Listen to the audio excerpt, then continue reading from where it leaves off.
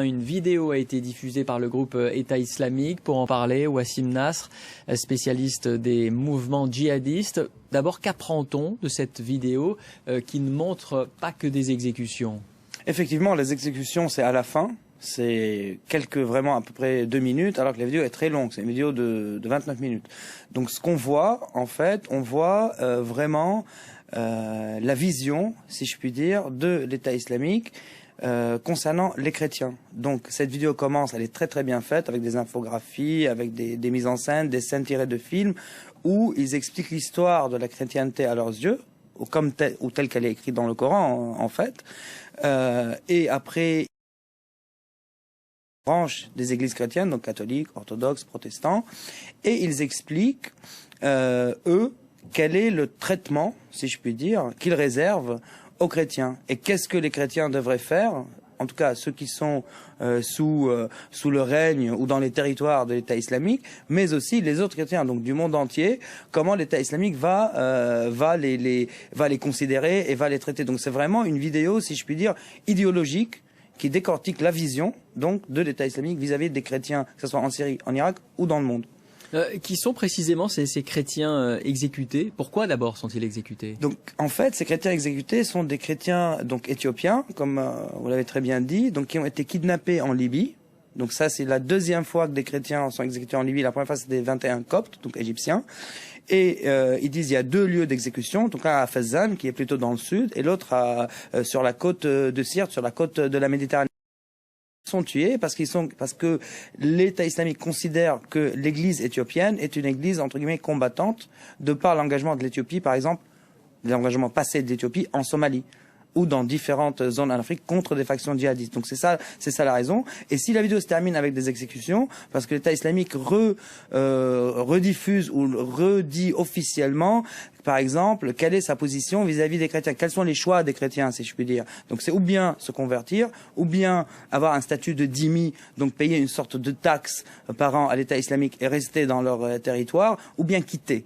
Et là, il fait une sorte de comparatif entre la situation des chrétiens de Raqqa en Syrie. J'ai eu l'occasion de travailler sur ce sujet dès le 27 février 2014 avec des témoignages sur place.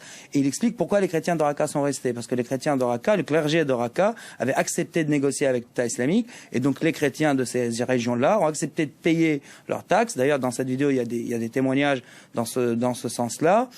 Et du moment où ils payent leur taxe, qui est à peu près 17 grammes d'or pour les riches, la moitié pour les classes moyennes et le quart pour les pauvres, ils ont le droit de rester chez eux, d'exercer un travail et d'exercer leur culte sans prêcher, sans faire sonner les carillons. Donc il y a plusieurs conditions assez oppressives, mais bon, ils ont le droit de rester chez eux. Et dans la vidéo, ils comparent cela avec la situation des chrétiens d'Irak qui sont partis. Pourquoi? Parce que le clergé irakien à cette époque-là, donc le 29 juin 2014, quand l'État islamique a pris la ville de Mossoul, n'a pas accepté de négocier avec l'État islamique parce qu'il ne voulait pas lui donner un gage de crédibilité, parce que aussi le clergé irakien avait peur, donc les responsables avaient peur de se faire kidnapper, donc ils ont refusé de négocier, ce qui a poussé les gens ou les chrétiens de Mossoul à partir, et donc de fait l'État islamique a mis la main sur leurs biens, sur leurs maisons qui ont été confisquées et qui sont toujours entre les mains de l'État islamique, voire donnés à des soutiens ou à des adeptes de l'État islamique. Donc il y a cette comparaison, et donc le message est en gros,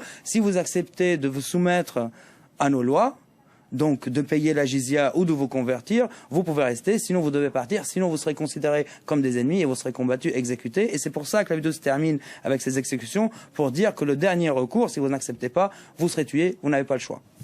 Que cherchent à faire les djihadistes avec cette vidéo? À créer un choc dans les pays avec des racines chrétiennes importantes?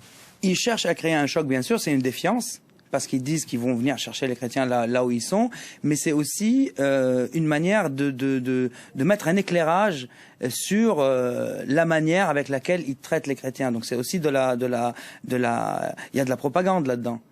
Ça veut dire qu'ils veulent dire qu'ils exécutent pas à tout va. Si on se soumet à eux, bon, il y a une chance de survivre, mais suivant leurs conditions. Donc c'est ça le message in fine. Et pour dire, regardez, on a laissé les chrétiens vivre en Syrie et en Irak, vu qu'ils n'ont pas accepté de se soumettre, on a détruit parce qu'on voit des destructions de croix, de statues, on a détruit leurs statues, on a détruit leurs croix, et donc vous n'avez pas vraiment le choix et il faut se soumettre. C'est ça le message, et ça démontre aussi qu'ils ont d'une certaine manière que la violence ou leur idéologie est très bien cadrée. Parce qu'ils veulent donner une image d'un État qui fonctionne, d'un État efficace, et donc tout est réglé. Même la violence, même les exécutions, tout est encadré, tout est réglé, et c'est ça le message in fine. Merci Wassim Nasr pour ce décryptage.